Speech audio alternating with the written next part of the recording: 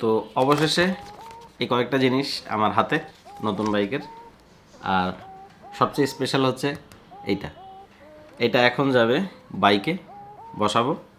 আর এই পেপারস দুটো ভাঁজ হয়ে তাদের বন্ধুদের সাথে অ্যাড হবে আমি আগের বাইকের কাগজগুলো যেখানে রাখি। তো চলেন আগে সর্বপ্রথম এটা একটু ইনস্টল করে আসি।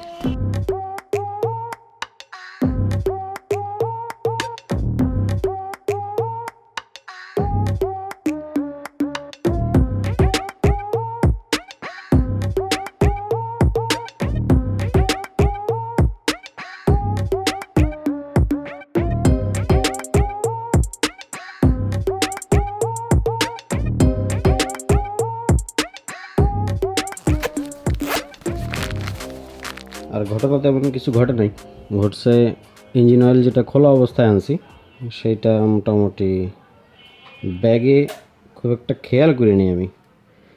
আর কি হইল, বেশি কিছু না, এই যে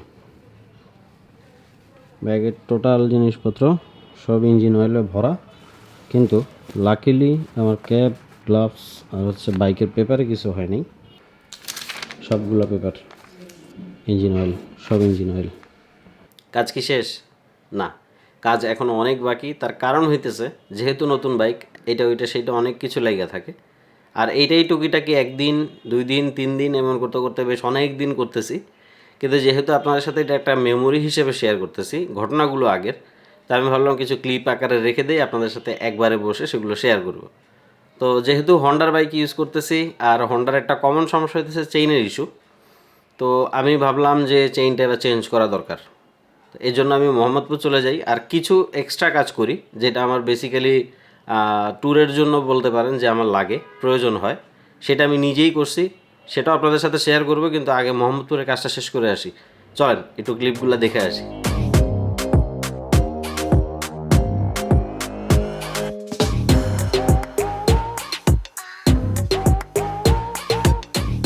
আমি বেসিক্যালি করছিলাম কি, আমার কাছে 700 কিলোমিটার চলা একটা চেইন ছিল জন্থাইয়ের, আমি ওইটাই চেঞ্জ করে ফেলছিলাম। একটু এক্সপেরিমেন্ট হিসেবেই বলা যায়, যদি ফিউচারে লাগে সেক্ষেত্রে আমি হয়তো স্পকেটগুলোও চেঞ্জ করে ফেলবো।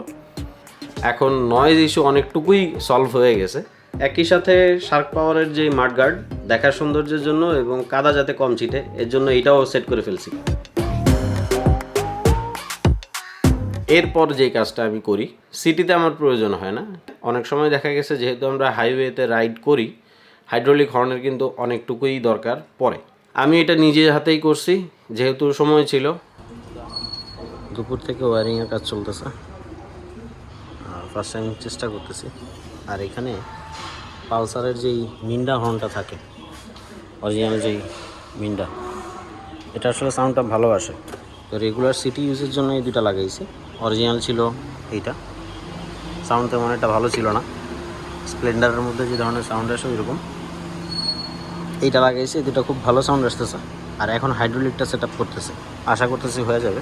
যে ওয়ারিং লাইন টানছিলাম, সো আলহামদুলিল্লাহ এখন পর্যন্ত যতটুকু করছি বলা যায় যে হর্নের ঝামেলাটা শেষ। আমি একটু দেখানোর চেষ্টা করি। এইটা হইতেছে আমাদের হর্নের যেই স্টক যেই লাইনটা, সেই দুইটা, সেইখান থেকে আমি মূলত বাইপাস করে এই ওয়ারিংটা টানছি। যেটা হাইড্রোলিকটা থাকবে, এই মেইন সুইচটাই আমাদের যে হর্নের যে মেইন সুইচটা, এই সুইচটাই ডাবল হিসেবে কাজ করবে। জাস্ট আমি একটা এক্সট্রা লাইন করছি, এই যে এখান থেকে জাস্ট আমি একটা এক্সট্রা লাইন করছি, এটা অন অফের মতো। এই প্রসেসটা কাজ করতেছে কীভাবে আমি একটু দেখাই।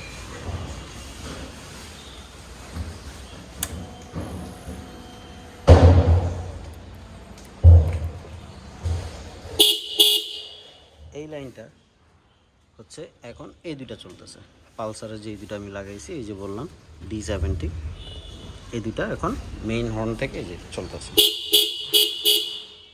আমি যদি এইটা অফ করে দেই, মেইন লাইনটা অফ হয়ে বাইপাস হয়ে আমাদের হাইড্রোলিকে যাচ্ছে। হাইড্রোলিক যদিও এখন একটা লাগাইছি জাস্ট চেক আপের জন্য, একটু চেক করি।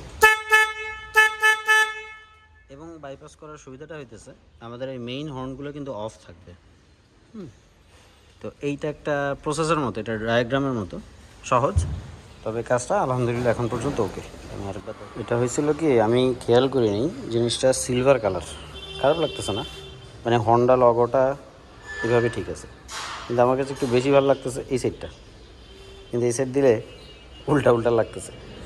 হর্ন পর্যন্ত ঠিক আছে, অনেকটা বলা যায় যে মানে বোঝা যায় না, কিন্তু আমার কাছে এই কালারটা একটু বেশি সুন্দর লাগতেছে, এই কারণে আমি এই ক্ল্যাম্পগুলো সোজা করলাম।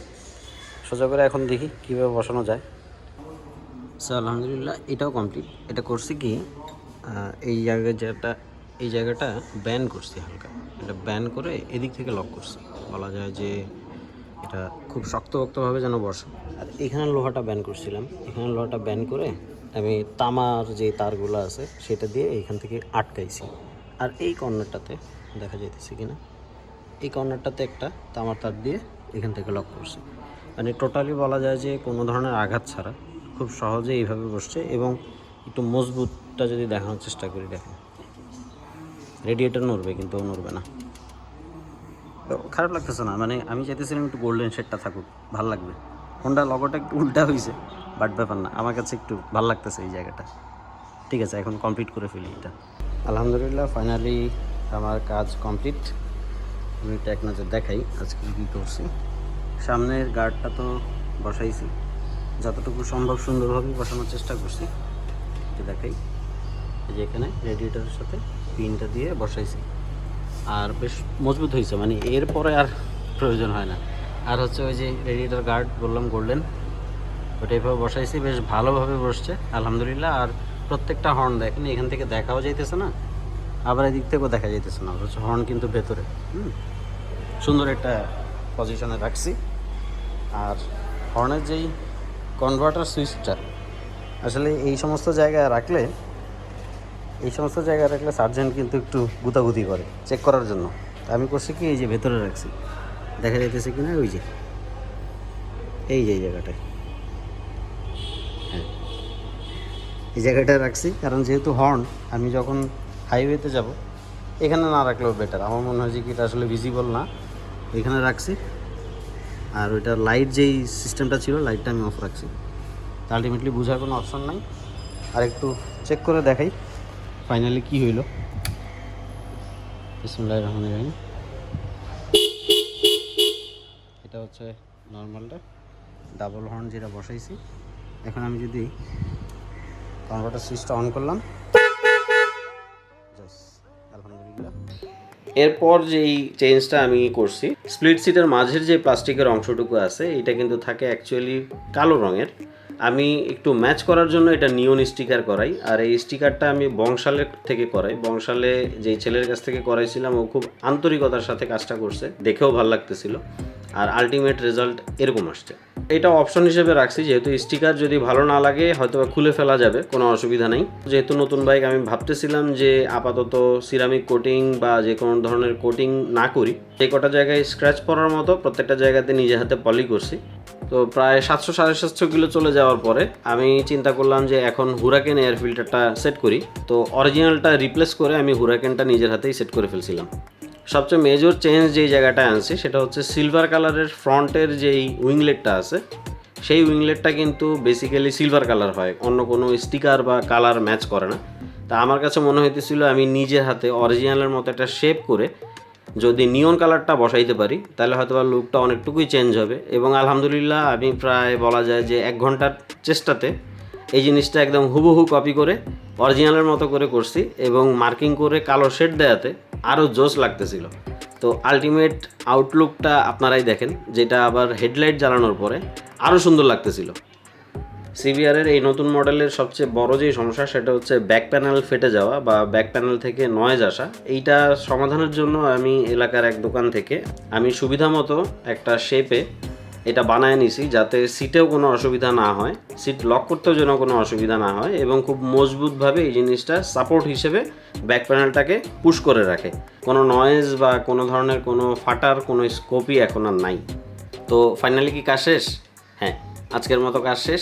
এইভাবেই টুকিটাকি করতে করতে অনেকটুকু চালায় ফেলতেছি, আর প্রায় 750-800 কিলোমিটার চলে গেছে। আমার সেকেন্ড ইঞ্জিন অয়েল চেঞ্জ করার সময় চলে আসছে, সেটাও চেঞ্জ করে ফেলছি। আর এইভাবেই চলতে থাকবে, আপনাদের সাথেও শেয়ার করতে থাকবো। আমাদের ভিডিওগুলো যদি ভালো লাগে অবশ্যই চ্যানেলটি সাবস্ক্রাইব করবেন এবং পাশে থাকা বেল আইকনটি ক্লিক করবেন। সবাই সুস্থ থাকবেন, ভালো থাকবেন এবং সাবধানে বাইক রাইড করবেন। আসসালামু আলাইকুম।